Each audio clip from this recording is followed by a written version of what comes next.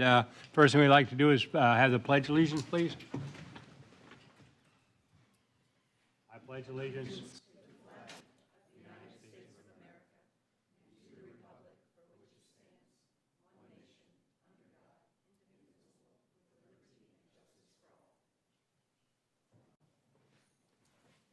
Thank you. I'm Russ Kimball, Vice Chairman and representing Sheraton Sankey on Clearwater Beach. And the chairman sends his regards, and he's out of town today. So I'm going to start with Phil and ask everybody to introduce themselves. And when we get to Katie, we're going to ask you to give us a little background. And congratulations. Phil Henderson, Starlight Cruises, Madeira Beach, South Pasadena, and Clearwater. Sorry for the drama this morning. Good morning. Trisha Rodriguez of the Tropics Boat Tours and the Clearwater Ferry. Dylan Hubbard from Hubbard's Marina, Madeira Beach, Johns Pass.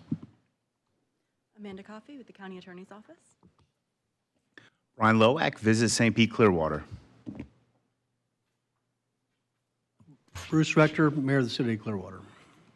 Good morning, everyone. I'm Katie Gannon. I'm mayor of the city of Oldsmar. I've served on city council for 6 years prior to becoming elected mayor. I've been an attorney for 15 years, and I've lived in the city of Oldsmar since I was in third grade. So I'm a longtime Pinellas County resident. I'm very happy to be here today. Thank you for the warm welcome this morning.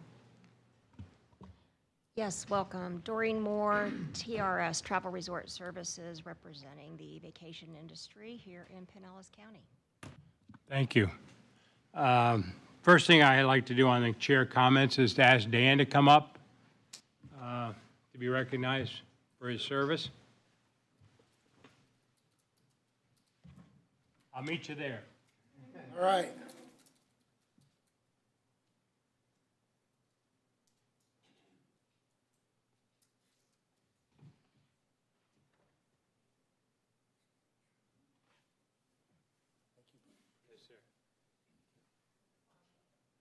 Dan, on behalf of all of us on the board and the Board of County Commission and the associates that are all part of Visit St. Pete Clearwater, we'd like to present you with this plaque of appreciation and thank you for everything you did and wish you well. And if you have any comments, the button says 3 minutes. Okay, got it. I appreciate it very much. Yes, sir. All right, we can take a picture right here. Oh, we got it over here. This way.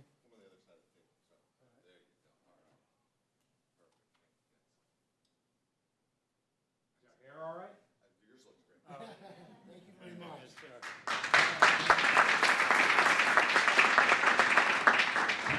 Good morning, everyone. I just have a few comments. Brian, I don't know how to thank you for your leadership and what you've done. Being on this board for a year or 3 months, I learned more on this committee and this board than any other board in Pinellas County. I really enjoyed my time. And the biggest thing I want to just say, Brian, is your staff is amazing. They are absolutely incredible. I've learned so much from them. If I had an issue, I had a problem, I had a question, they were on top of it. They always got back to me immediately, and I want to thank you for that. And the other thing I really want to say is I believe Katie Gannon, our mayor of Oldsmar, is going to do a great job for this. You're going to love working with her.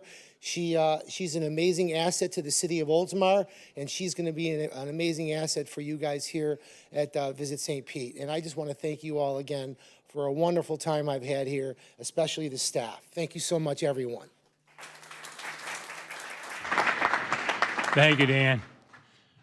Next, under comments, I'd like to ask that we have one card for the public comments. And I know that we have the elite events. Is there anybody else that has one? And I'd like to move that, Tracy's gone around and asked, to move that to when we do elite events.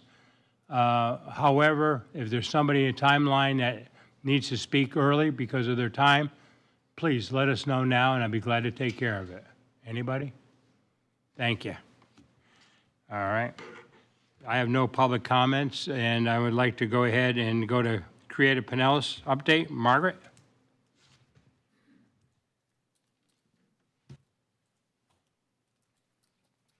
Good morning, everyone. How are you? I am very excited to be here. I don't know that I've met everyone, and welcome to the TDC. What I would like to do is give you an update on what Creative Pinellas has done in the past year and a half or so, but more importantly, what we're doing in the future, which is very exciting. So here are some of the things that Creative Pinellas works on. We build cultural tourism, raise awareness of the arts, support our county partners and initiatives, create collaboration across the county, and develop capacity for arts and arts organizations. One of the most exciting things that we have done in recent months is we have opened a brand new art gallery at St. Pete Clearwater Airport. And what this means is that we can now showcase the Pinellas County artists to 2.5 million visitors every year, which is incredibly exciting for us. We'll be able to also use this space as a showcase for cultural organizations and upcoming cultural events. One of the other things that we are doing is we are redesigning our digital presence to focus almost entirely on cultural tourism marketing. So our Arts Coast magazine is under redesign right now. We just hired Maggie Duffy, who was the former arts and culture writer for Tampa Bay Times, to be our managing editor, and she's working with an entirely new crew of writers and digital content creators. So we're going to focus on spotlighting cities, cultural itineraries, artists to watch, featured events throughout the county, curated calendars of events, and then very robust data collection and sharing so that our arts organizations can thrive. And what we're doing, these will be cultural or quarterly editions so that these can assist visitors in planning their trips to Pinellas County. We've looked at the data and it shows that people start planning their trip 45 to 60 days in advance. So all of this information will be out there well in advance of when these events happen so that people can be aware of what cultural events they can attend while they visit Pinellas County. The other thing that we're doing to support cultural tourism is we are reallocating this year our $100,000 in individual artist grants to something we're calling Making Waves, which is a series of countywide tourist attractions and arts experience along our entire coast. So these will be arts events that are spread throughout the county. There'll be arts installations, they will be performances, and I'm going to speak to this a little bit later. The other thing that we do is I really value our partnership with VSPC. We have worked so closely with them on a number of initiatives. We bring artists to different activations, such as this one that's coming up in August at the Piedmont Park Fine Art Festival. We have 3 Pinellas County artists going there, and we just had an artist at IPW in Chicago that was incredibly successful. And this is another way that we can help support Visit St. Pete Clearwater and talking about the vibrant arts community we have here. So how are we going to do all of this? How is Creative Pinellas going to get the word out about our vibrant arts community? Well, our website already has the demographics that are most desirable. The overwhelming majority of visitors to our website are between the ages of 18 and 34. That is the population that most strenuously wants unique cultural experiences when they plan vacations. So we're going to lean heavily into that. And then the other generations, we have an opportunity for growth there, which is incredibly exciting. And if you can see on the right-hand side, we have people, our 4th most visited demographic are travel buffs. I want to make that the 2nd most popular population that visits our website. I want to make sure that when people are planning a visit to Pinellas County, they come to Creative Pinellas and see what's happening. And as you can see here, our strategy to focus on social media has really paid off. Our Instagram has increased by 20%, and our Facebook is up 4%.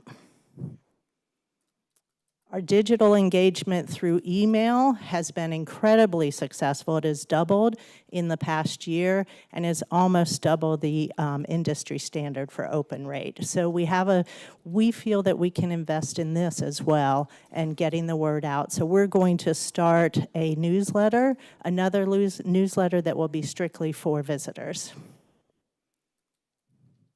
And as you can see, here's some more metrics about our social media engagement. And if you look at the Instagram campaigns that we did, the top 5 performing stories were immediately after the hurricanes. We became a trusted resource for the community. We did everything from letting people know where they could apply for FEMA assistance. We coordinated supply drives, not only cleaning supplies, but also pet food. And we did that throughout the entire county at different arts institutions. So our gallery at Creative Pinellas, which is at the former Museum of Fine Arts, we have a real wonderful opportunity here. It is one of the first places that people see when they walk into Pinewood Cultural Park, and it is an opportunity for us to gather more visitors to the area. And as you can see here, 75% of our visitors are from Florida, but we have visitors from all over the world. This is the first time that I've seen that we've tracked this, but this is providing incredibly valuable data for us to determine our marketing efforts.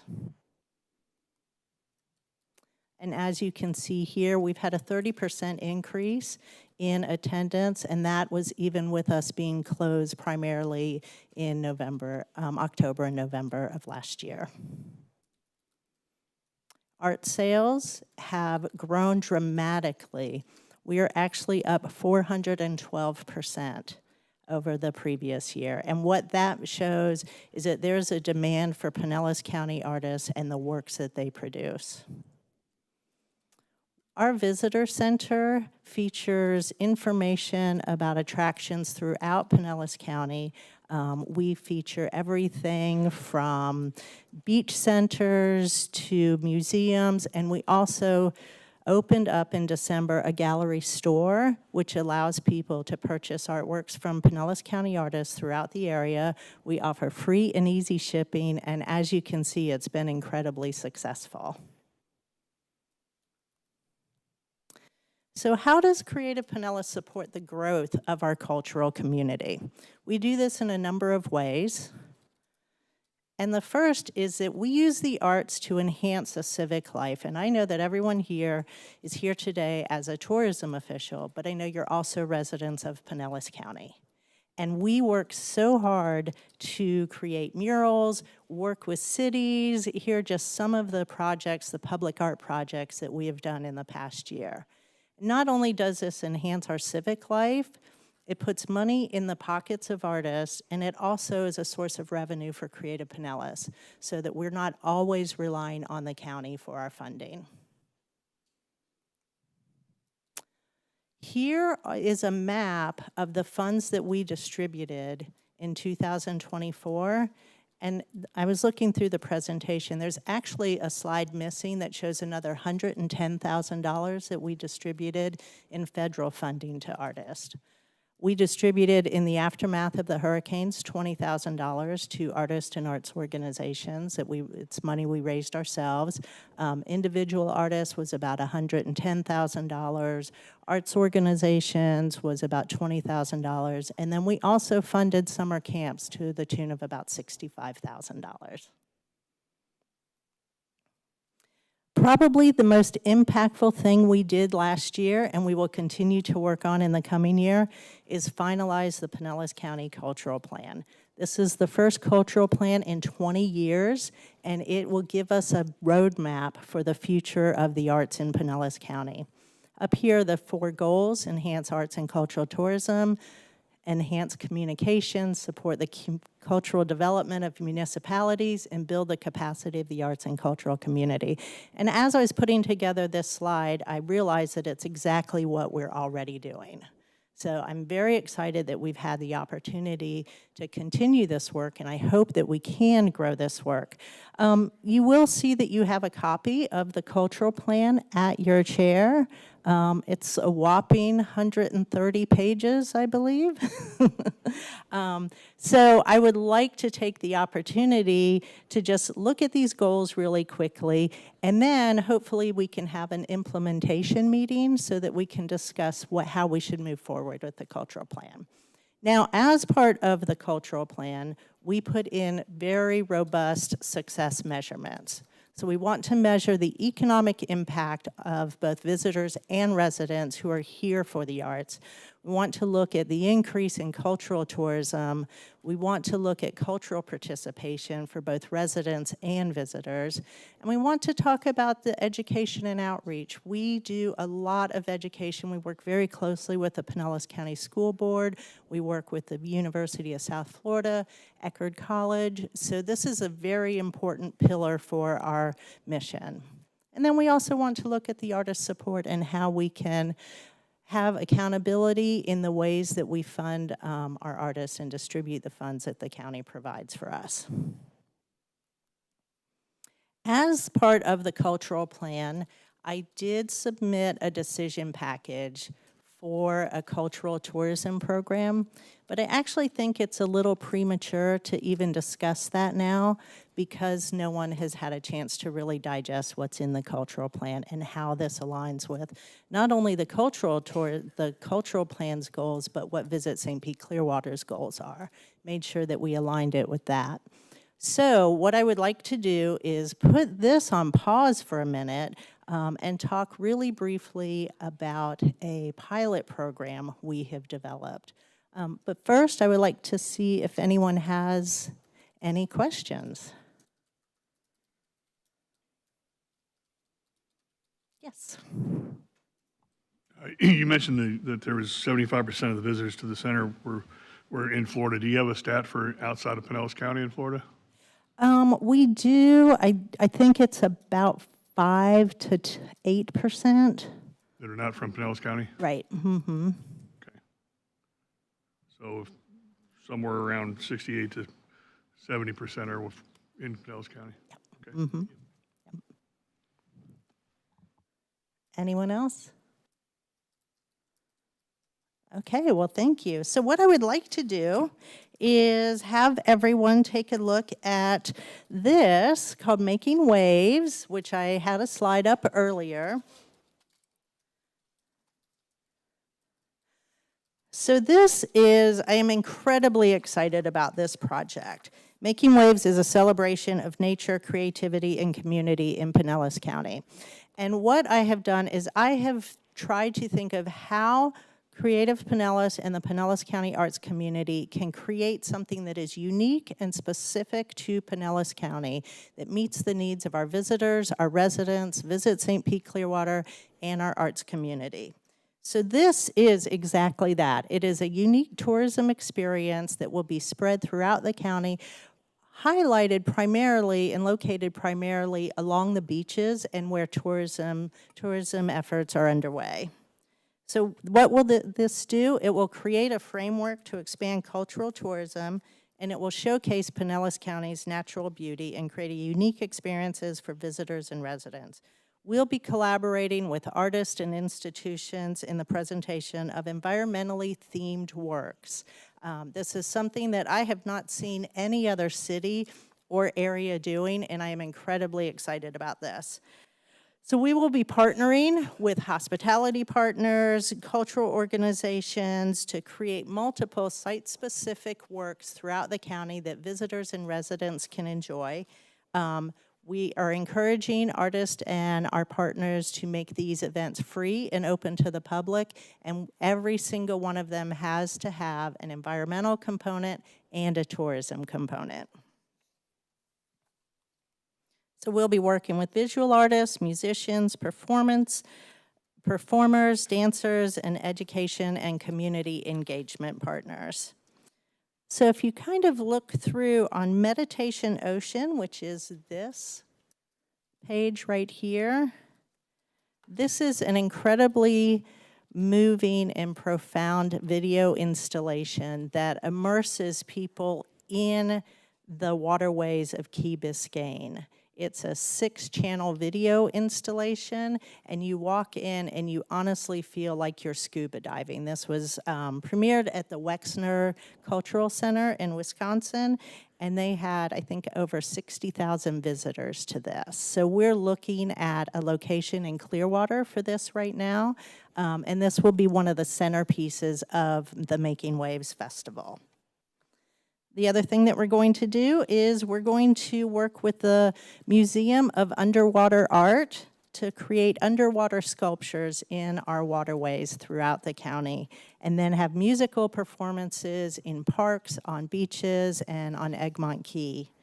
And then thanks to Steve Grimes, our marketing chief, he had the idea for Surrealism in the Sand, and we're already talking to the Sugar Sand Festival about some way to do that and partner with the Dali Museum. And then Sounds of Sunset, we are working with a Harvard Radcliffe musical fellow to create a series of concert performances at Fort DeSoto Park, using the acoustics of the fort itself to help create the music. And we're also working with a lot of pottery studios. It's not well known, but Pinellas County is a hotbed of ceramic arts. There are over 50 pottery studios in the county, and we're going to work to have them create unique bowls that create a sound when they float in the water, and then we'll have different hospitality partners have daily releases of those, weekly releases of those. It's a really beautiful experience. I saw this in Paris, and it is absolutely amazing. So if you look at the demographics, the arts and culture visitor will be the absolute key person to come to these events. And we already have a strong presence and mechanism for reaching those arts and culture visitors. And I know that it's something that Visit St. Pete Clearwater has worked really hard to attract, or more arts and culture visitors.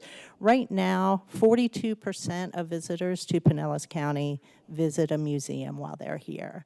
There is a very strong interest in the arts, and I think that this Making Waves celebration will truly set us apart. And then the millennial travelers, we've already looked at our website demographics and how we can absolutely reach millennials, that is the one generation who wants to feel embedded and travel like a local and create unique experiences when they're on vacation. And this will definitely offer that. Using the Americans for the Arts economic calculator, we have looked at a $300,000 investment in this will generate over $1.03 million in economic impact, which is a really wonderful return on investment. And this is a fairly conservative number, but I am guessing that we would have between 20,000 and 25,000 visitors to these experiences. And that, again, is very, very conservative. And that's based on visitation data from the second quarter of 2024. And that does not include residents who might enjoy this as well. What is our marketing and outreach strategy for Making Waves? We'd work, obviously, with Visit St. Pete Clearwater. We'd feature it prominently on our magazine and our social media channels. We would promote in creative and nature media, and we would work on developing a cooperative marketing campaign with organizations and artists. We've already identified a number of key partners. We would obviously be the lead and then have Visit St. Pete Clearwater as the marketing lead. We would work with the Parks Department as our logistics lead. Pinewood Cultural Park is already signed on, University of South Florida, Museum of Fine Arts, Clearwater Marine Aquarium, and multiple hospitality partners throughout the county. I've already spoken to both beach chambers, and they're really excited about this. So one of the things that I hear quite frequently about Creative Pinellas is we don't see where the money goes, and we don't understand how you're supporting tourism. So this is something that will definitely allow us to show exactly how Creative Pinellas is supporting cultural tourism, and we will work with Visit St. Pete Clearwater on data collection there as well. We have a budget here. We will devote $100,000 to this, and we are asking for some support from Visit St. Pete Clearwater as well. And that's it. That's Making Waves. Does anyone have any questions? Yes, Doreen? Doreen? Comment, not a question. Just kind of dovetailing on sort of at the end of your comments, that just to kind of acquaint some of the members here, I serve as an ex officio appointment to the to the Creative Pinellas Board, having been on the Creative Pinellas Board and served in past times when I wasn't on the TDC as the chair of Creative Pinellas. And I just wanted to kind of segue into what you were saying, that without Creative Pinellas, Visit St. Pete Clearwater wouldn't have had the basis or the ability to pull all this together. So we've all seen over the last however many years the huge uptick in all of our communities of the arts and culture. And that is attributed to Creative Pinellas working with VSPC, and I should reverse that. VSPC has really, really grown those efforts of working together to get where we are in all of our communities. We wouldn't have St. Petersburg touting itself as, you know, the art city. We had coined a phrase a while back that said that we, Pinellas County, we are the arts coast. So without that cooperation, we wouldn't be here, and that's why it's so important for our residents and the tourism direction that we've been taking to make sure that we continue looking at ways to grow this. And you know, quite honestly, the funding has always been a challenge, and we have, as Creative Pinellas, focused finding a way that the tourist dollar out of our budget is what is helping the county fund this, but then obviously recognizing that our residents benefit from this as well. So just wanted to make those comments, and thank you for making all this happen. Thank you. And I would like to add to what Doreen said. I see Creative Pinellas as the framework for the arts in Pinellas County. So we hear a lot about every meeting I come to, the arts are mentioned in one way or another, and it's because we're supporting artists, we're helping them paint murals, we're working with cities to beautify their city through public art. And like a lot of infrastructure, you don't see how it works. But we are there supporting the arts, supporting the county, and supporting our tourism initiatives. So I did want to mention that. Thank you. Dylan? Dylan? Sorry. Of the budget here, it looks to be about 50% of these tourism grants and then the Creative Pinellas grant match.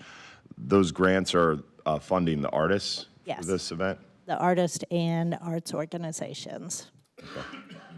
And that is well and above what the typical standard is, but we want to make sure that the money goes into creating the experiences and keep our overhead as low as possible.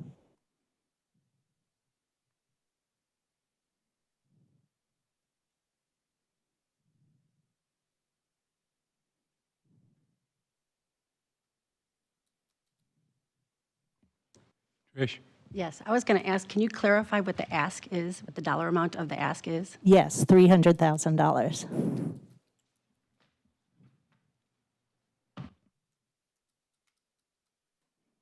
And if you look at the industry standard for a return on investment for art spending is a 9 to 1.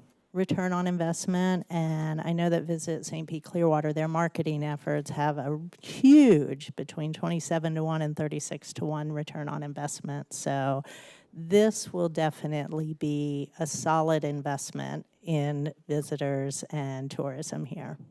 And just one more question. What is the timeline of the implementation of this? This will happen in April and May. We wanted to make sure that we could capitalize on in the beautiful weather in April and May, and lead into May, which is that one of the lowest months for visitor tourism, other than the summer, which we're not doing outdoor stuff in the summer. So we want to make sure that we can help support some of those shoulder seasons. Yes. In your first presentation here, that last page, the request for 1.1 million is what I'm gathering is this Making Waves is a pilot to try to test the continuity or viability of this bigger proposal. Testing the waters, no pun intended. Yes. Okay. And I think that this is a really viable proof of concept for investing in cultural tourism in Pinellas County.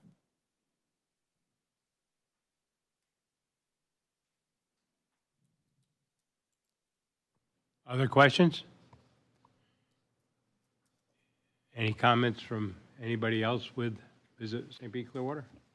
I'd just like to thank Margaret for being here today. Thank her for her partnership. And over the last, we came on kind of similar times, and it's just really been a pleasure to work with you.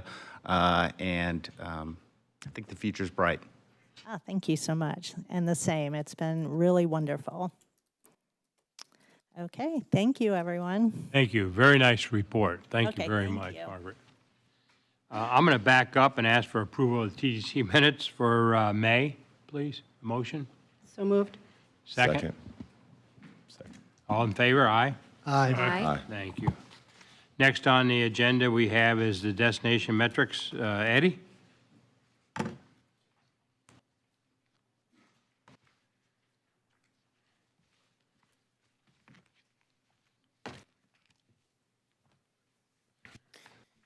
Good morning. Happy to be here, and I'm excited to present some of this information. I think there's some interesting data that I'm looking forward to sharing with you all.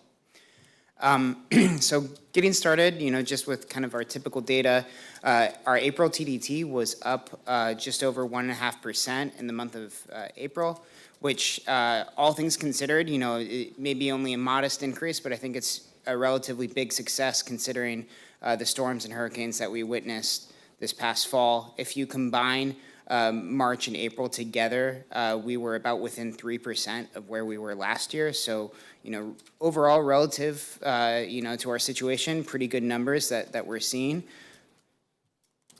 And as we kind of look into our different areas, we continue to see strong growth in Clearwater and Clearwater Beach, as well as St. Petersburg. And the gap between some of these other communities seems to be narrowing just a bit. Vacation rentals, in particular, seem to be rising a little bit.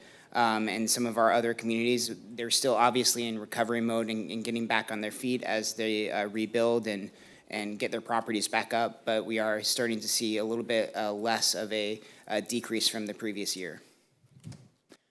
This is a lot of graphs. I apologize for that, but I'll walk through it. So looking at the top left, you can see our supply and the bottom. So this is actually a supply of the sample of data that we collect through our property management information called key data. And essentially what we're seeing is about the same supply that we had, right in between 2022 and 2023. And obviously in 2024, we had a tremendous growth in the number of vacation rental units. Our demand is still recovering on the right side. It's not quite to what it's been in the previous years. But if you look at the middle graph, that ADR at the bottom, you can really see our rate was quite strong in the month of April, which is a lot of where these strong numbers are coming from. So, that revenue per available unit, which is the graph on the right, is fairly competitive to, some of our other years. And if you look at our total occupancy, because we had a little bit less supply. Even though we had that decrease in demand, our occupancy was about where it was this previous year. Looking at the other side, we see, less volatility in our hotel market. Our supply is still, down a little bit. If you look again at the graph on the top left to where it's been in the previous couple of years. A little bit of a concerning statistic that we are seeing is demand, kind of go down a little bit in subsequent years. We've seen this trend now for a few years, but we, again, still see a very strong rate, which is improving that revenue per available unit on the right side, and our occupancy is, again, about where it was within last year. But, this is some information that we are paying fairly close attention to. And, one of the things that we're also monitoring is how the rest of the state of Florida is doing. So, we are still getting back on our feet. You can see our supply is down a little bit. Our demand was actually down a little bit as well in the month of April, even though the revenue was up quite a bit. Across the state, there was some strong demand, but even stronger revenue. So really the entire state of Florida, that rate kind of drove that demand for a lot of locations. What we are paying attention to, though, is Fort Myers. Obviously, they had their own hurricane situation in 2022 with Hurricane Ian, and they have, really kind of been getting back on their own feet for the past couple of years, and they are, a similar Gulf Coast destination to ours. So, we see their supply going up, their demand going up, their revenue going up, and we want to make sure that, we are doing what we can to make sure that people visit our destination as well. Normally, there's a few more graphs and statistics relative to some of the monthly data that I roll through. But for this month, I did want to take a moment to look at our visitor profile data. So every month, we survey approximately somewhere between 400 to 500 visitors in the destination. We ask them about their motivations, why they came, some of their behaviors while they came, their visitation and to the different communities, what activities they did, and other things like that. So we've combined the months of March and April to really look at our spring visitor and see what kind of takeaways we are noticing this year compared to the previous couple of years.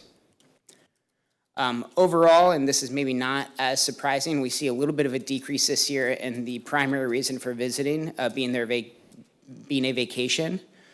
We have seen a growth in the primary reason being to visit their friends and family.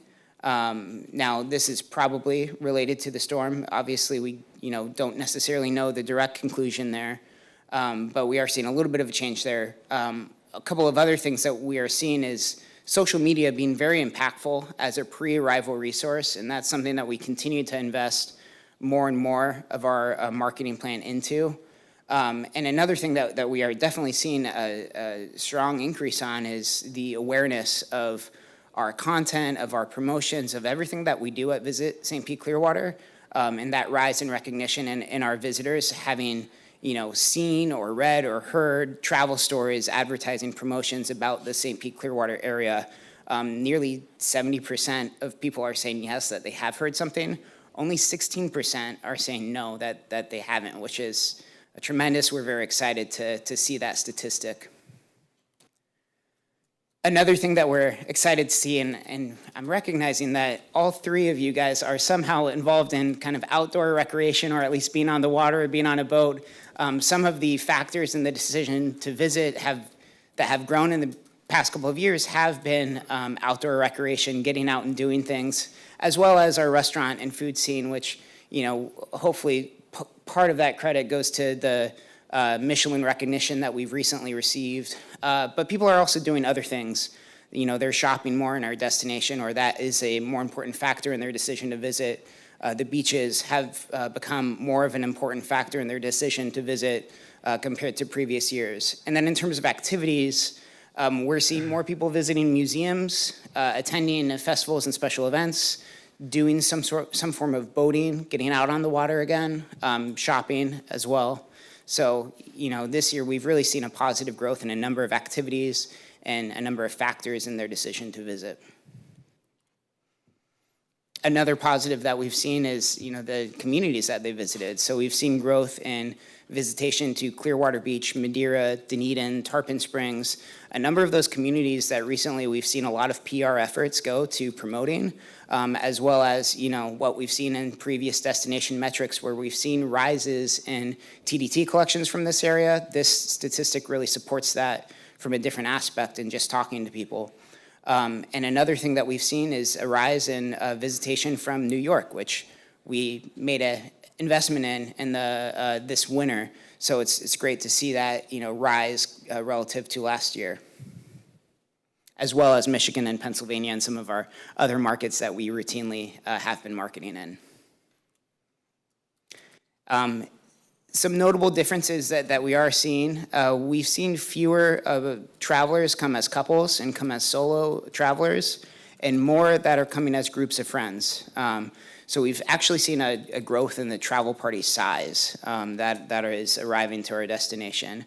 We, at the same time, have seen a little bit of a decrease or maybe a consolidation in the travel planning window of that 2 to 4 months, really kind of being that sweet spot, which for us really reinforces, you know, when we need to get our marketing out to promote this spring period. A couple of other factors that is worth bringing attention to. We've actually seen very consistent patterns for overnight visitation in the St. Pete Clearwater area.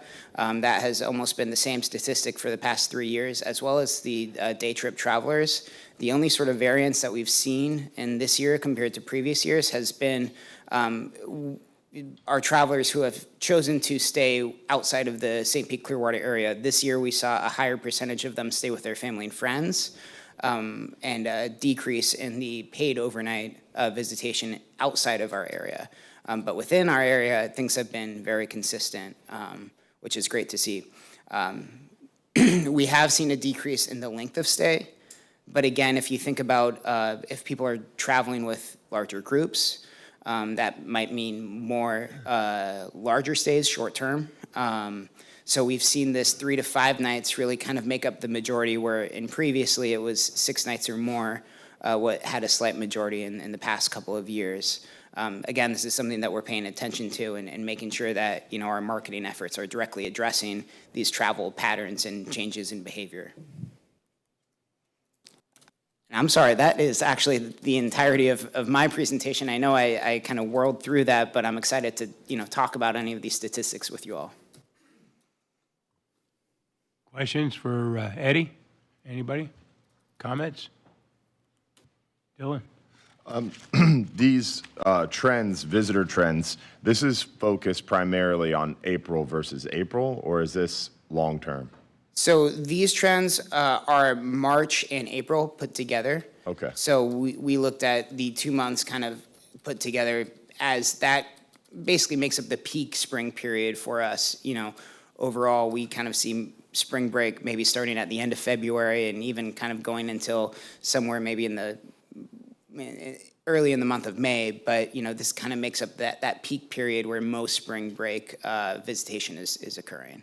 Awesome. Yeah. Thank you. Other questions? Anybody?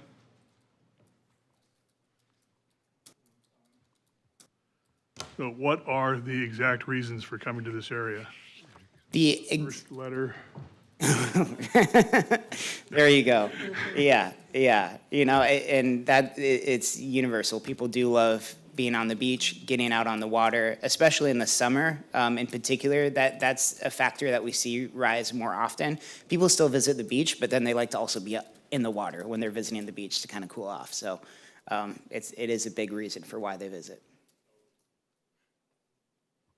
Any comments, Brian, or from staff? Yeah, I just want to make a comment. One of the glaring stats that I saw in there, often I struggle to find, we've got so much data, and you take everything with a grain of salt, but I've struggled to find really good data to show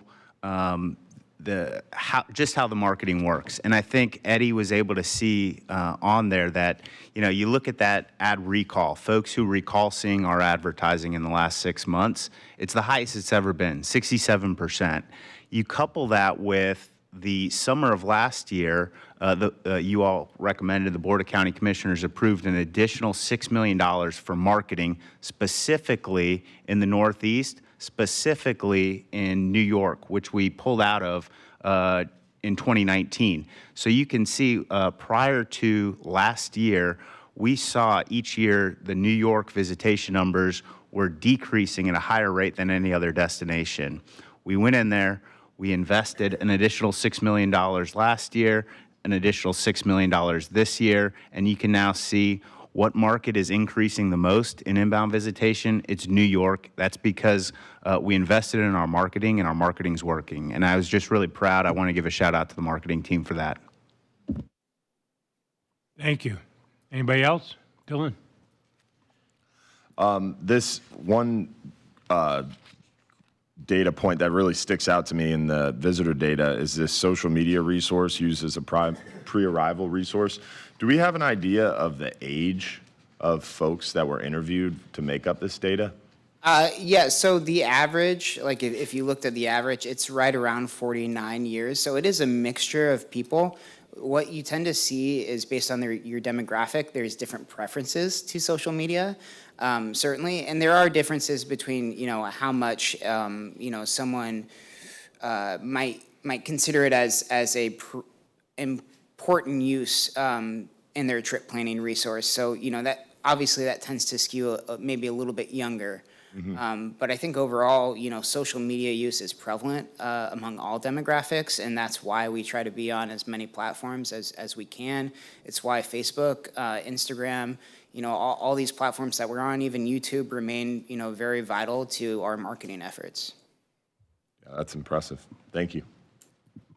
Question to follow up on Dylan. Is there some way we can break that? I know it's a small study, but is there a way that we break that down a little bit into those different ones to say here where it is, just to give us that feeling as we go forward? Yeah, there's absolutely. We can definitely do that. All right. Thank you all. Next, we have the event, elite event recommendations. And I need to ask on that is to Greg, is we have one comment that I know of that will be taken at some point. And so may ask you to do that at wherever that's comfortable. Okay. Thank you. Copy that. Good morning, everyone. Craig Campbell, Director of Community and Brand Engagement for Visit St. Pete Clearwater. Excited to be here this morning to present to you and several of our event organizers our elite event funding recommendations for fiscal year 26, and also to shed some light kind of on our process internally and how we arrived at those recommendations. First things first, what's changed? Certainly a significant change was increasing our budget from $2 million to $3 million. That was the first kind of stepping stone that paved the way for additional and more significant changes to the program. So after we increased that budget, we then increased our funding maximums. So we'll dive into the maximums, the redefined category criteria here shortly. We also clarified our broadcast requirements. We've introduced planned PR and media coverage as a funding criteria. That's just another way that events can provide exposure to the destination that we hadn't really factored in before. We've introduced eco-friendly practices as a consideration. We now have the ability to accept applications year-round if those funds are available, which may come into play later. And then lastly, we've secured and utilized a new calculator tool from Destinations International, and that's really helped us to standardize how we measure and measure economic impact and room nights. A few more reminders before we get a little bit further here. Funding is not guaranteed year to year. So because an event received funding last year for X amount doesn't guarantee that they're going to get X amount this year. And likewise, if they're receiving a recommendation this year, does not guarantee them that they're going to get a recommendation in the same amount next year. So obviously, our priorities can change, our guidelines can change, so therefore funding levels can also change. Number two here, I held a public information webinar on March 12th, and I ran through our priorities as an organization and how we were looking to award funding. So the top three bullets here: award events with proven ability to generate visitation, impacts, and exposure. We would prioritize out-of-market spending in VSPC strategic markets. And then lastly, we were looking for events to provide substantiated projections and provide that through previous studies or other hard data. So for example, if you're a ticketed event, providing us your zip code report would help substantiate those attendance figures. And if you're non-ticketed, the Jacobs method is an acceptable methodology. And then lastly, number three, recommendations are based on value to Visit St. Pete Clearwater. For instance, just because an event may have a broadcast doesn't mean that it's necessarily meaningful for Visit St. Pete Clearwater. Or if there's a title sponsorship included in a package, that necessarily moves the needle for us as well. So we were looking to identify the most valuable projects and base our recommendations off of that.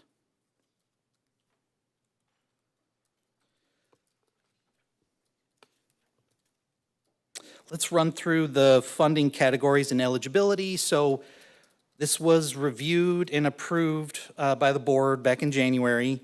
So I'll just hustle through it real quick. But just a reminder that for Category 1 funding, it's still extremely difficult to clear that threshold. It's actually 3 thresholds that you must clear. So it's attendance, room nights, and broadcast. So all 3 must be met or exceeded. And then that would place you into a funding range between 150 and 250,000.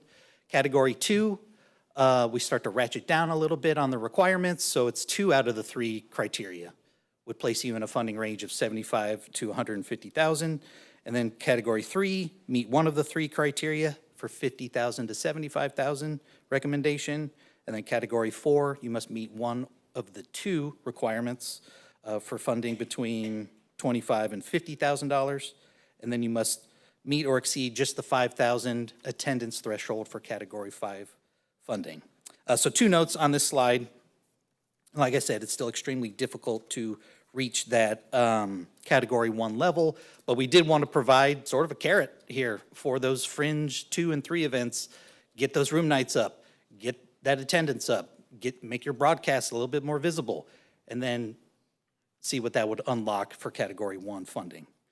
And then lastly, for Category 5, so that threshold of 5,000 attendees is actually lower than it was previously.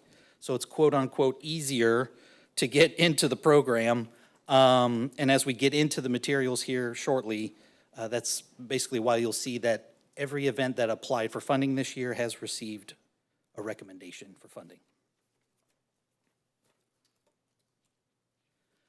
Okay, so you have a couple attachments in your packets. So you should have a spreadsheet that is the funding recommendation spreadsheet. And then you also have access to the guidelines, which were just revised this past February. So 3 quick notes I want to just flag when it comes to the spreadsheet.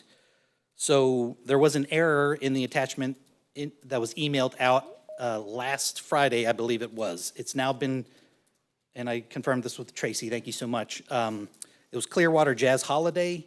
Just want to make sure that their room night calculator should say 7,533 room nights. So that is the correct number. The one emailed out last week was way off. So that's been clarified. A second update, John's Pass Seafood Festival. We just learned this yesterday. They actually applied for fiscal year 27 funding. So they, their dates in their application were October of 2026, which would put it in the wrong cycle. However, I've been in communication with the city of Madeira Beach, and they are amending their dates to 2025. So we want to keep that recommendation contingent on that amendment. So their October 2025 event would still receive a recommendation of $50,000. And then lastly, there's the blue highlight at the bottom. There's the Shine Mural Festival. We've found it extremely difficult to properly promote that event as we don't have the rights or the licenses to feature the artists and their artwork in our promotion. So we're really going to lean on the organizers of the Shine Mural Festival to acquire those rights for us, and then we can properly promote. So that's why you see the note there. If they can acquire and provide those rights, we are comfortable with a $25,000 recommendation there. But if not, this would be a $20,000 without the rights recommendation. So 3 quick notes there. All right, and then lastly on this slide, the history, the progression of the program. Like, I think it's just always really cool to see just how far this has come in the last 5 years. So from fiscal year 22, where we recommended 18 events and funded $1 million of the $2 million budget. Flash forward 5 years, we have a $3 million budget, 50 applications, 3.59 million requested, and then we're again recommending 44 projects to move forward with the total funding recommended at $2.685 million. A little bit about who was reviewing the applications. So our entire executive staff was involved in this process, deeply involved in this process, as well as 5 members from our senior staff. So just thank you to the team. Not dozens of hours, but hundreds of hours poured into these applications, from full committee meetings, subcommittee meetings, homework assignments, all of the above. So just thank you. Extremely proud of the result here. And then as far as our process goes, once the application window closed back in April, we then went into a pretty substantial kind of review process internally. So administrative and legal review, thank you, Amanda. Thank you, Terry Tuxhorn, for all your help during that phase of the process. Then when it kind of cleared that hurdle, applications would come to staff. We would then determine eligibility. So essentially, an event can apply for any category, but we would have to make an assessment whether they qualified for that particular category. And if not, we would place them in an appropriate category. Then we would go into evaluation mode once they were placed in a proper category. Were they a high-performing category, high-performing event in their category, sort of in the middle or in the low range? And then that would inform our funding recommendation. Okay, exactly how did we evaluate? Here's the rating criteria. And I mentioned kind of the broadcast, the attendance and room nights, marketing, and sponsorship elements earlier, but other considerations that were part of the conversation, the timing of the event. Was the event during peak or non-peak season?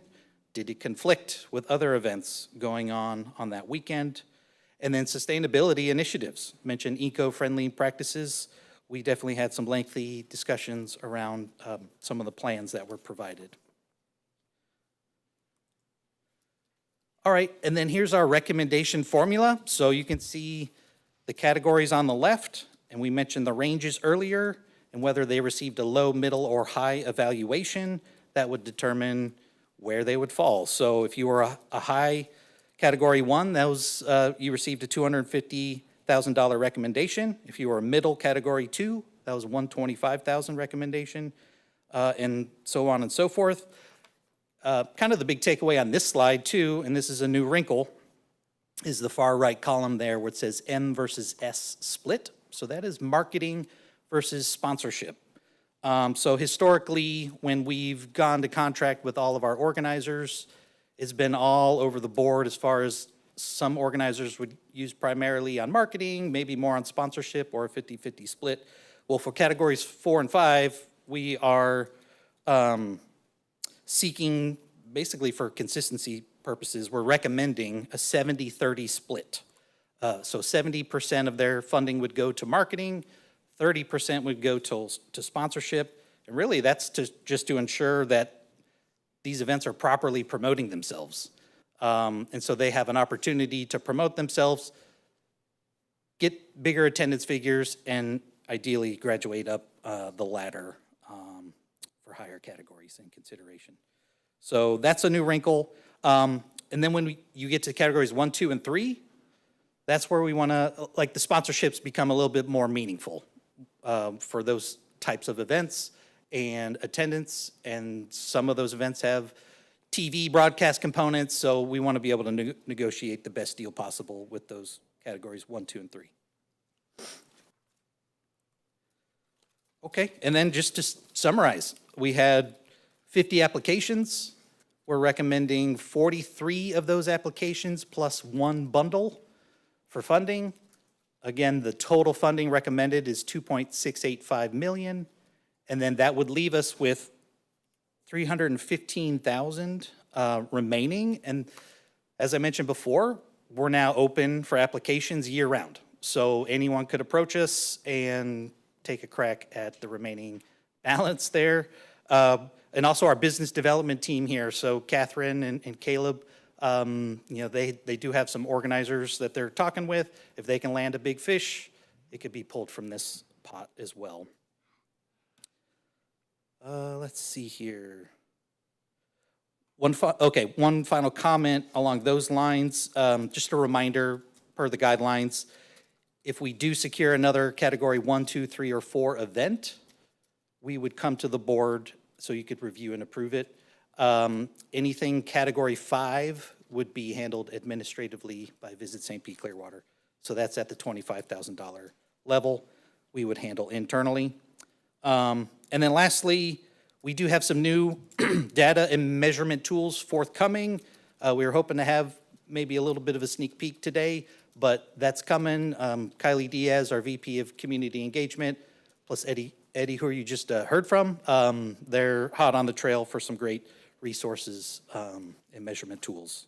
So that is my presentation. Any questions and public comments?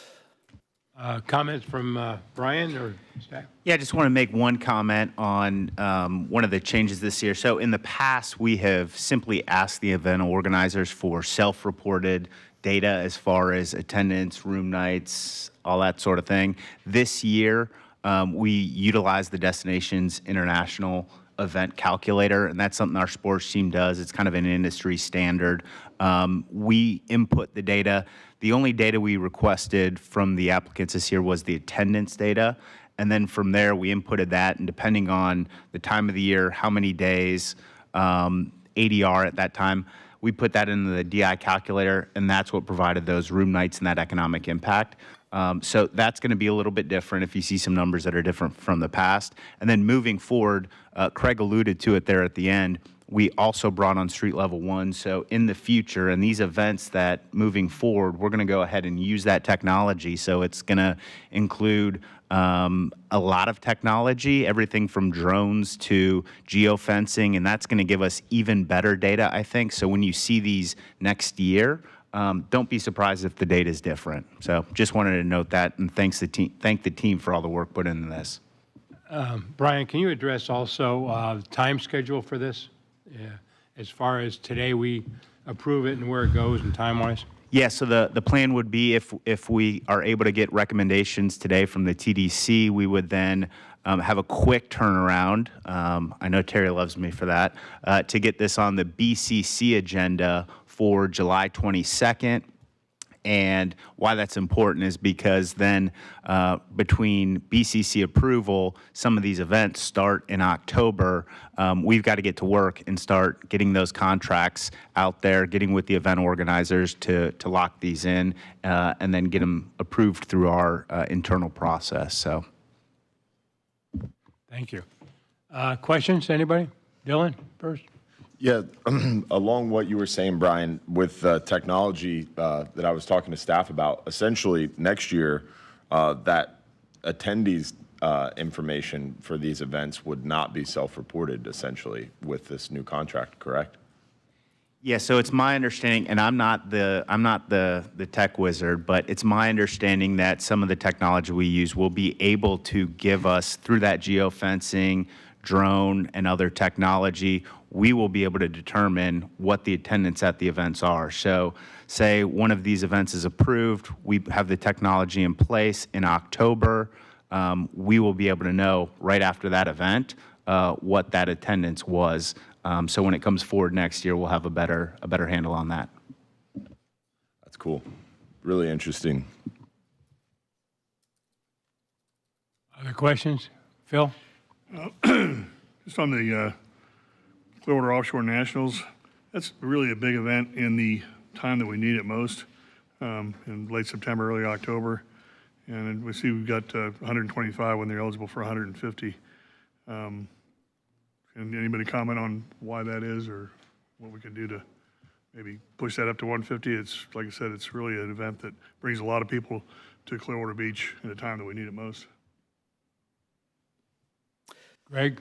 Yeah, we did discuss this one at length. The self-reported attendance figures were largely unsubstantiated. The marketing plan was predominantly, if not 100% local. So those were two concerns that we had with that one specifically. And then the broadcast piece, yes, it is streamed, but again, from a value perspective, not quite reaching the level of, say, like the Annika or the Valspar or the Grand Prix. So we, in our evaluation, thought a mid-grade was appropriate. And Mr. Henderson, I will just add to that we have been working closely with the event organizer to make sure that we can provide some assistance and support recommendations on the marketing side of things and take advantage of some of the other races in out-of-market races and opportunities to expose ourselves there. And I think we're in a good place with this one as far from a staff perspective. And we do have two of those boat races there, and they are both at 125, I believe, correct? Correct, yep. Okay, so you're communicating these somewhat deficiencies to the organizers so they could work on improving that to get the maximum maybe next year? Because I really think it's a great event to bring people in the right time of year. Also, I'd like to comment and thank the staff because, you know, at one time, you may remember we did this as a board. It was about 12 or 13 we had to review, and it would take hours and hours for us to do that, and it was all discombobulated and everything. I would like to get back, when we get up to like 75, I'd like to go back to the board doing it. Does anybody support that? No? Thank you, staff.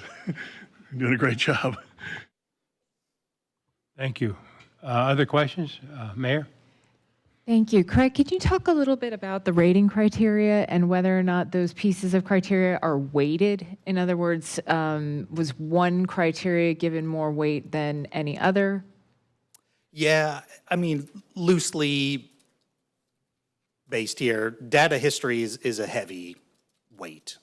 If they can provide hard numbers, accurate numbers, that goes a long way. And then you get into marketing and sponsorship, that's maybe not quite, you know, to the level of the data and the history, but it's still in the ballpark. And then other considerations, you know, that's basically in a tiebreaker scenario. And can you talk about the high, medium, and mid and low as well? For example, how something that is evaluated low could end up, you know, midway through the chart the spreadsheet as far as funding? Yeah, I'll try to answer that. So we did kind of tinker with the model. We did feel, say, a low category 2 did have far more value than like a high-end category 3. So there was kind of a big separator there. Because if you look at the criteria to go from a category 3 to a 2, you then had to, the thresholds were higher and you needed to clear 2 of the 3 thresholds, not just one of the 3 thresholds. So we did just feel it was kind of like a direct approach for categories 3 through 5, kind of at the bottom level. But then once you get to the 2s and the 1s, it starts to kind of escalate, you know, exponentially. So it's not an exact science. We came up with something that makes sense. And we applied it across the board from a consistency standpoint. But to say it's a perfect model, like that's to be determined. But I think it kind of passes the. And as far as to be determined, do you have any feedback as to whether this model needs tweaking for the future already, based on the process with staff? We're all on board. Yeah, we loved it. This is the trial year, so we'll truly see like kind of how it goes. But again, I think like we want to kind of put that carrot out there for the events, like get your attendance a little bit higher, and guess what? You could go from a high 3 to a low 2, and that just unlocks some more funding. So I think it also defines the path a little bit clearer for the organizers, that, makes it a little bit more attainable. I appreciate that it leans toward encouraging folks to promote themselves as opposed to providing a blank check to cover costs. Thank you. Yeah, we don't want to be just the checkbook, but it's got to provide value to us from an exposure standpoint. Yeah, market your events, and that'll drive attendance, that'll drive room nights, and that's the whole point. Thank you. And Mayor Gannon, if I could just add on to what Craig said as far as the high, medium, and lows. So, as Craig alluded to, we had a committee for the data, a committee for the marketing, a committee for the PR, a committee for other considerations, and we all had our thought on where it should be. Then we came together as a group, and once we did that, we got to where, maybe within one category you had groups and they were just a couple $1,000s difference, and well, if you give that one $2,000 more, that one's going to want $2,000 more. And so just to kind of even that out and make it more consistent, that's where we came up with that high, medium, and low. And that really seemed to crack the code, and it was pretty effective from our perspective. And then the second question on is this the model? Is this the golden ticket? I think this is a really good one, but we're going to always look for opportunities to improve the process. And, if we come forward and with recommendations on changes, or if you all have any feedback that you have, we would look for that, and we'll continue to make fine-tune this criteria.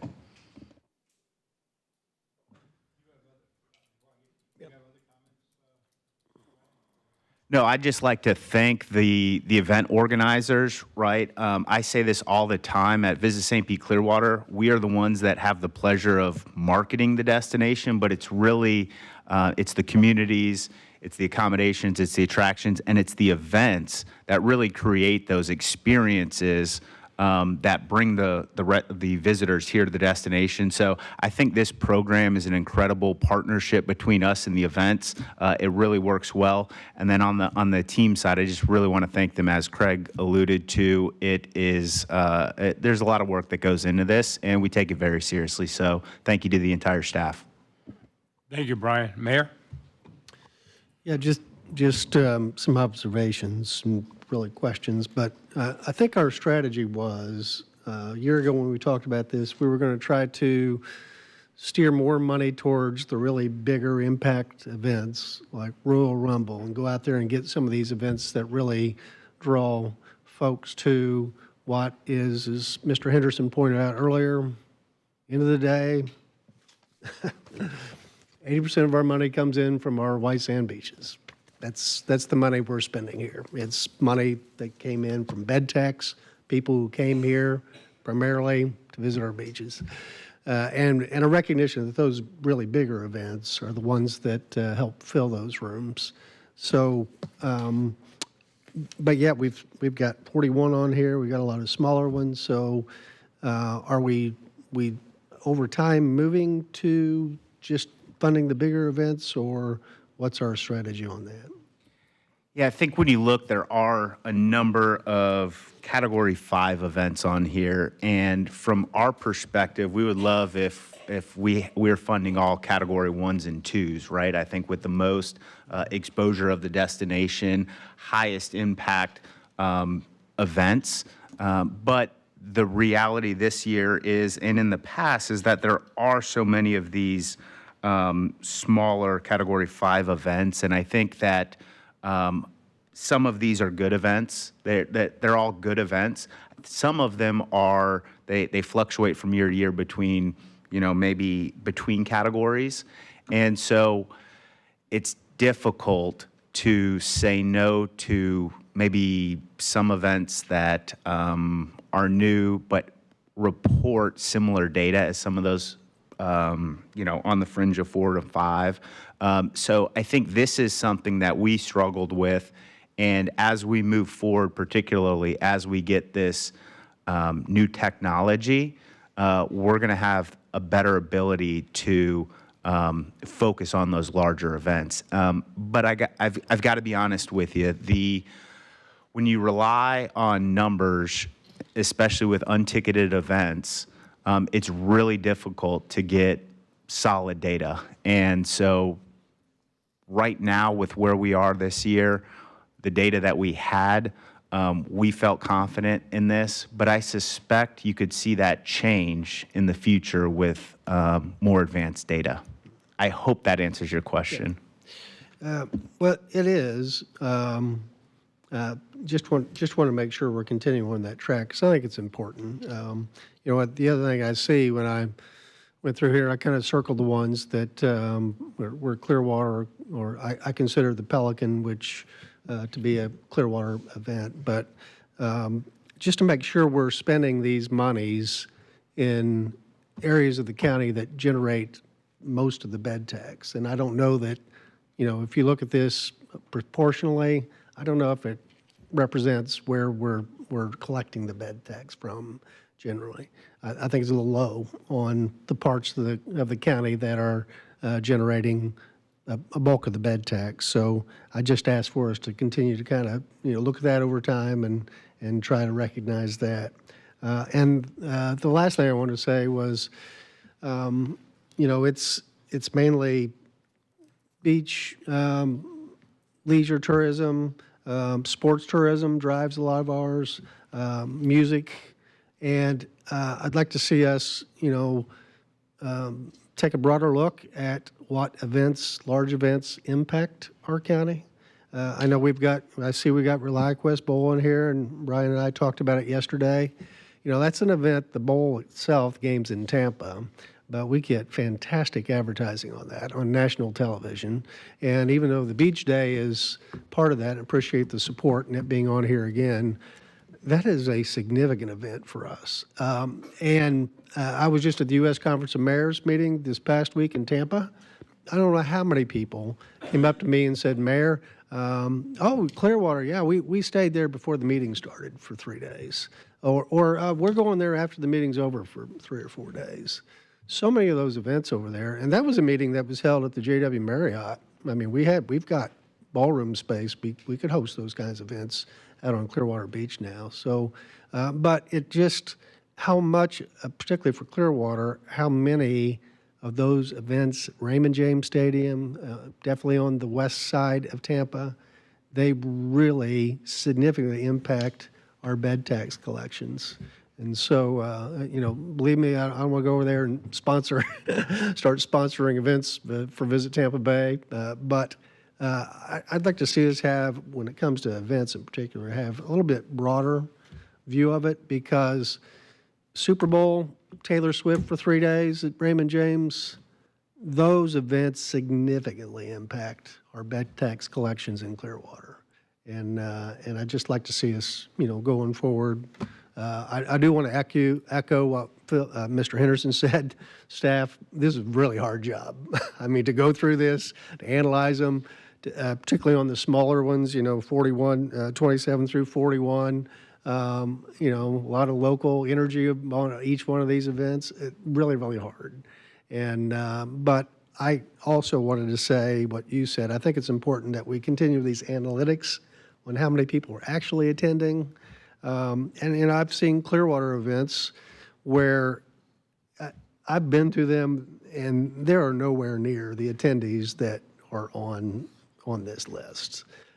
And so I think we need, and there's a process now for us trying to working with a company who will help us get better attendance records. But Great events, love what they do for the community, but I think we need to be realistic when we're spending bed tax dollars on some of these smaller ones.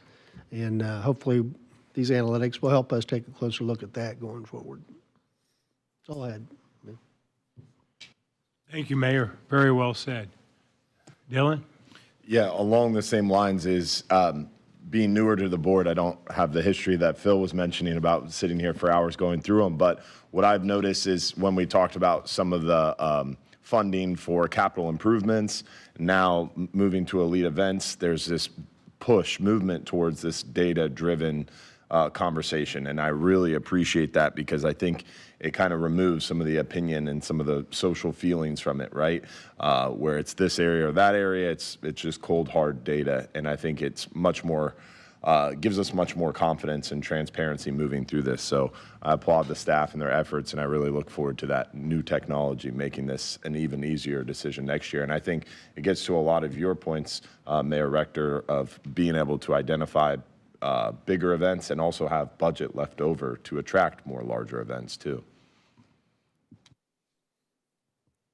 Any other questions from the board? Before we vote, I'd like to do a public comment. So if you give us a break for just a second and hold on, Greg. I have one, Julie from Dunedin, former member here.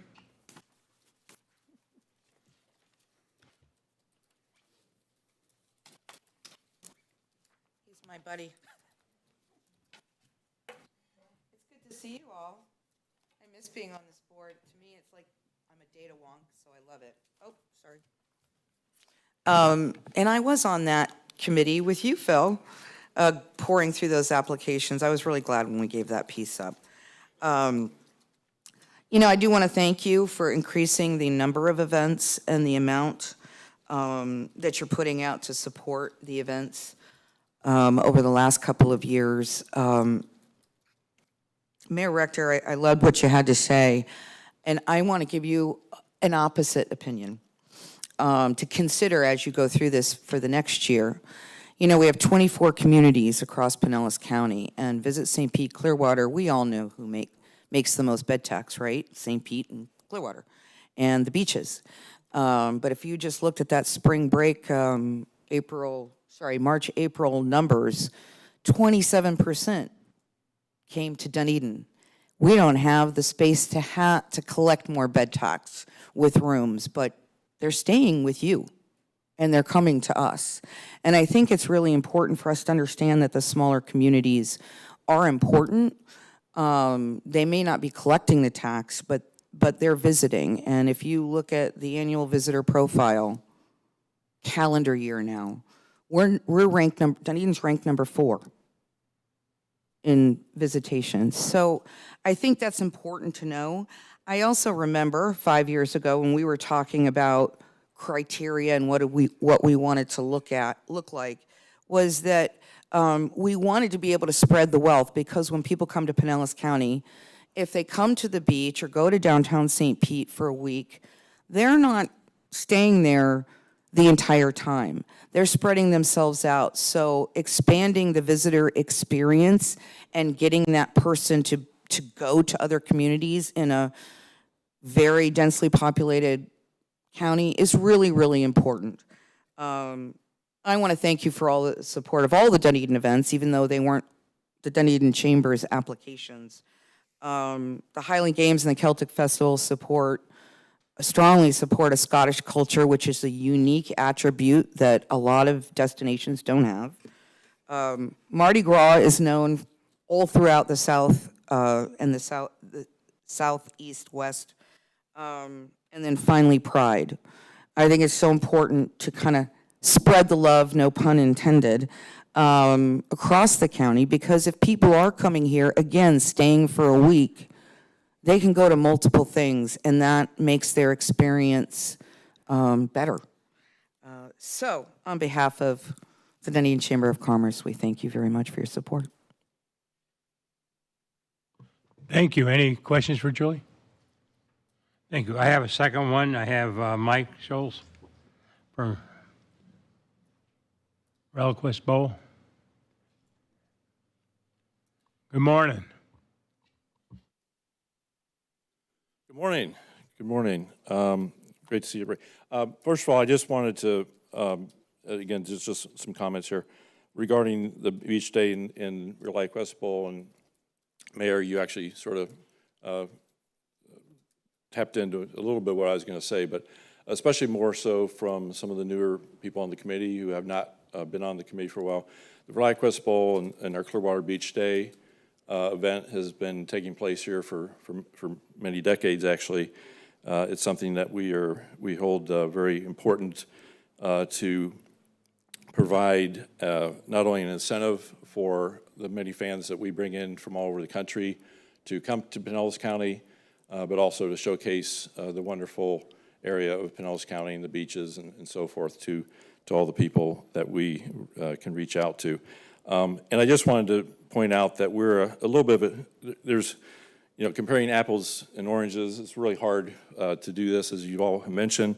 I would call it more of a fruit salad. There's probably a lot more fruits you can put in there because there's so many different aspects of these events.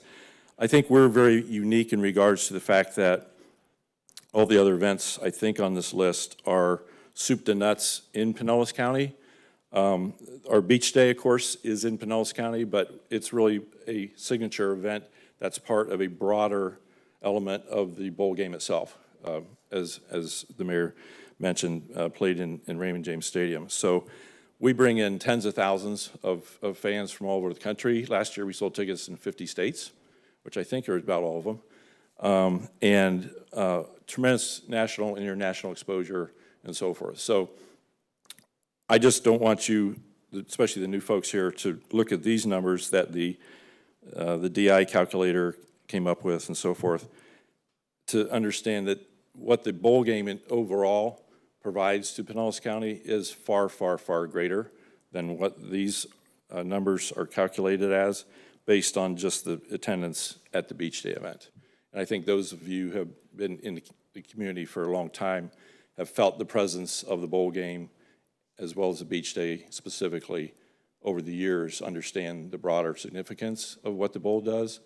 I know it has 776 room nights. We have more room nights just in the 2 band hotels that we put on the beach than that, much less the fans. And of course, we have thousands of fans that come over, stay on the beaches for the bowl game and so forth. So unfortunately, with regard to the way the template is set up for this funding and so forth, all we can put into our numbers are the beach day itself, and that's what these funds are supporting, which is tremendous, and we truly, truly appreciate that.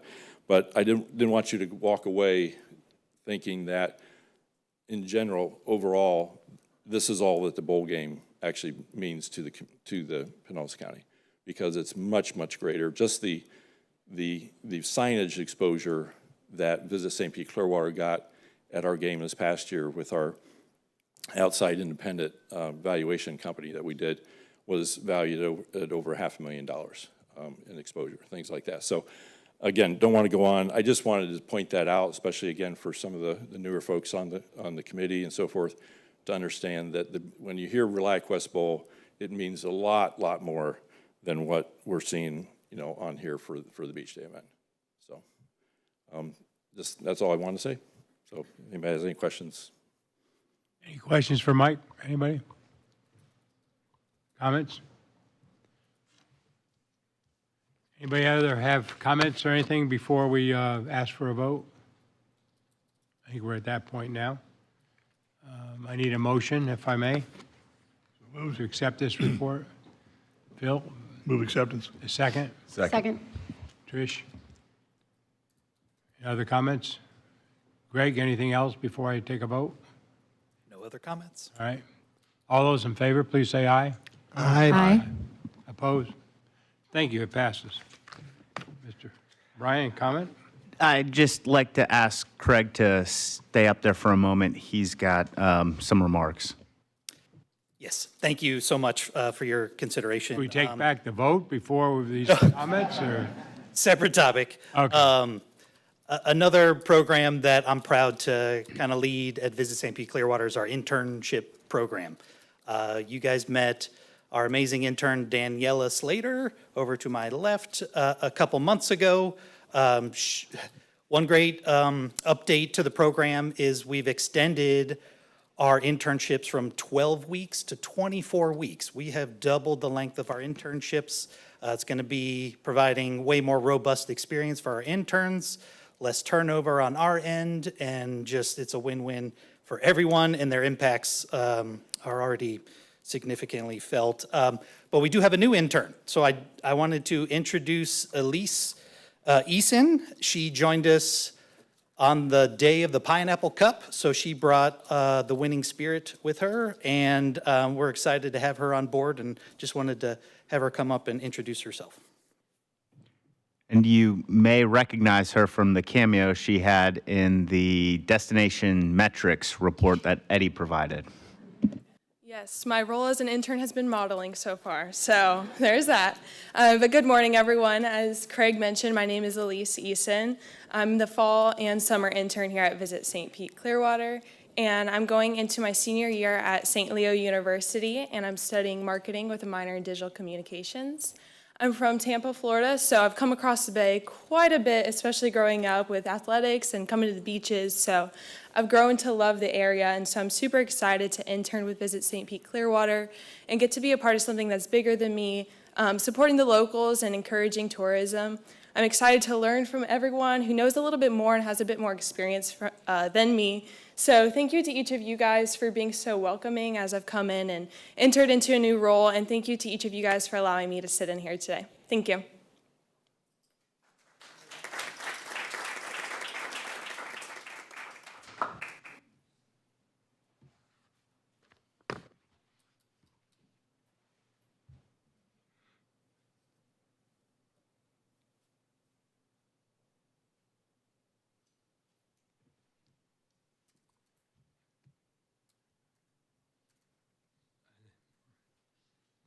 Vice President, CEO, report. Thank you, Mr. Chair. I do have just some images that I hope they're bringing up in the back. There we go. So last week, we had the opportunity, as was noted, to attend IPW in Chicago. I attended with the team. We also had the chair of this board as well as the county commission there with us. And I really just wanted to highlight this because, you know, while so many on the team are constantly traveling to these shows, whether it's on the sports side, the meeting side, the leisure side, I wanted to highlight what this looks like. IPW is the largest trade show in the world where you've got it's set up by U.S. Travel, where all of the domestic destinations come together and they showcase their destinations to all the international buyers as well as the media. There's a pretty robust media marketplace. So everyone on our team, from the North America leisure sales side, international leisure sales side, to marketing, to media, to PR, had the opportunity to attend. We had over 178 appointments, I believe. We also had two of our hotel partners with us. They had meetings as well. But as you can see, this was a new booth that we did this year, and I think the team knocked it out of the park. We were certainly the most colorful booth in all of Chicago. And I just wanted to really highlight this. It was a really great opportunity to hear directly from the market, the international market, you know, some of the things that we're dealing with right now. They're hearing it from their visitors, and we're able to strategize and come up with ways that we can really reach those international travelers. We also had the opportunity to hear from U.S. Travel and Brand USA. They unveiled their new strategy and really talked about how we can work together to boost up that international travel. I wanted to point this backdrop out because we love this one. I was really pumped about this. So you can't see it here. I don't have the video, but essentially what it is it's a backdrop of Pier 60 looking northwest at sunset, and the lighting backdrop behind it would kind of go down. So it actually looked like a sunset, and we hosted each night at the end of the session. So it's basically 4 days of 15-minute speed dating with clients all day long. And at 4:30, the bell rings, and everyone just came over and swamped our booth, and they all wanted to have a cocktail at Clearwater Beach Sunset. So we had that. We actually had a local artist we work with, Creative Pinellas, to get. Her name was Angela Warren. I'm going to show her to you in a second. She was doing, I'm going to call it caricatures, but it's actually even more of an art than that. She actually does these portraits of you, and she doesn't look down. She just stares at you. And it was pretty incredible. We also had a guitarist that was playing, so it was a really good, it was the full Clearwater Beach Sunset experience. This was kind of an aerial of the first night of the reception, so you can see the chair there, and the team's just really working the crowd, and I'm really proud of everyone. This is Angela, and I think it'll play just a small clip of kind of what she's doing.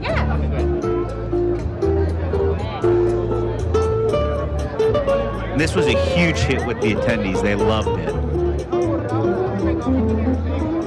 me a favor and just draw like a guinea pig or something. Hoe ben je het afleiden? Als ik een hele lelijke kop maak.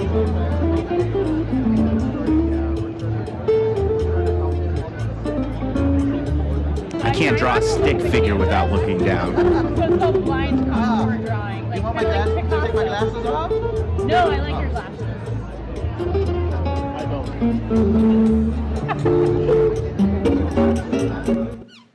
Very talented, so we appreciate Angela joining us. And also, in addition to IPW, the activations team, along with our UK team, they were over at the Taste of London this past week, so they're probably at home sleeping after the time change. But this was a great activation. Again, you can see us highlighting the beaches and so much more. They had our artwork there. They wrapped a vehicle there, and they were handing out popsicles.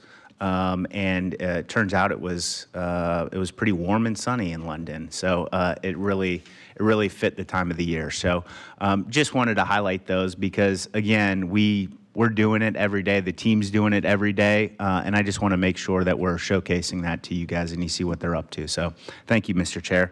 I also just had a couple other comments here. Didn't remember if I mentioned this at the last meeting or not, but I did want to give a congratulations to Captain Hubbard for Hubbard's Marina getting top fishing charter in America for the 4th year in a row by USA Today.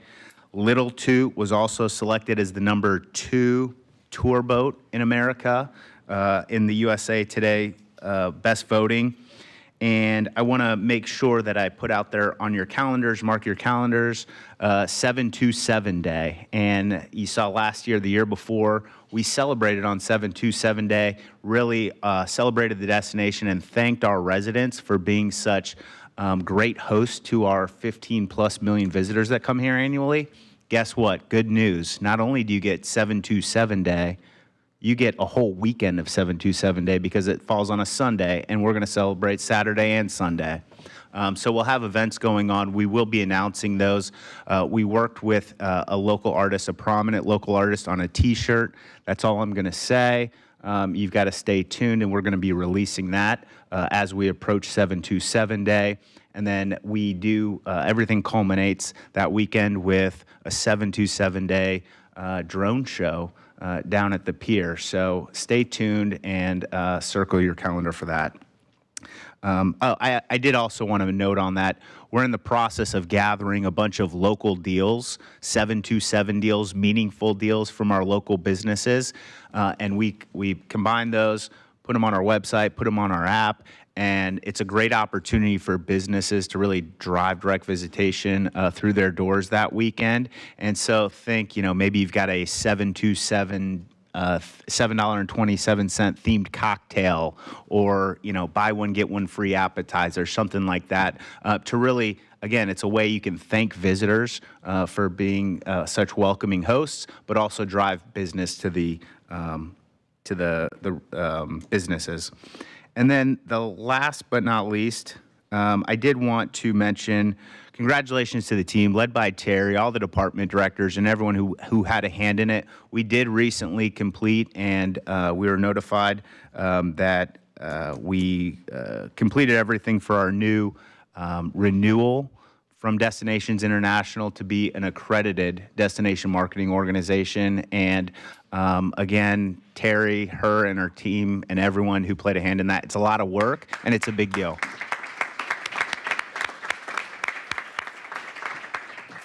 Mr. Chair, that's all I've got for today. That's great news. Congratulations and thank you all. That's awesome. Comments from the board? Anybody? Please note that on this agenda, I'm sorry, also shows that next meeting has been canceled by the chair. Mayor? Chairman Scott, I'll remind him how much more quickly your meetings run when you're chairing these, when he's not here. Just a couple things. I was in London with Global Tampa Bay earlier this month, and just want to thank you, Brian, for the work Rooster, our agency, does there. They are great in helping us understand the European market, United Kingdom market, which is a major market for us, and just really impressed with their presentation to us there in London and the work they're doing for us here in Pinellas County. And the second thing is the 727 Day. I love that because I see it as not only an opportunity for us to celebrate Pinellas County, but to really communicate to our residents how important tourism is to all of us. And too often in all of our communities, we hear complaints from residents about traffic congestion, particularly during the spring, and all these headaches that go with tourism. And but we don't celebrate the upside often enough. And I think 727 Day gives us a chance to thank our residents for what they do to help us encourage future tourism, but also celebrate as a county the importance of tourism to all of us. Whether we live on a beach or we don't live on a beach, we live in a neighborhood subdivision, so many benefits come to our residents by a prospering tourism industry. And so that event is one I love and look forward to again this year. Thank you. Anybody else? They say if I gavel, it would close. Thank you.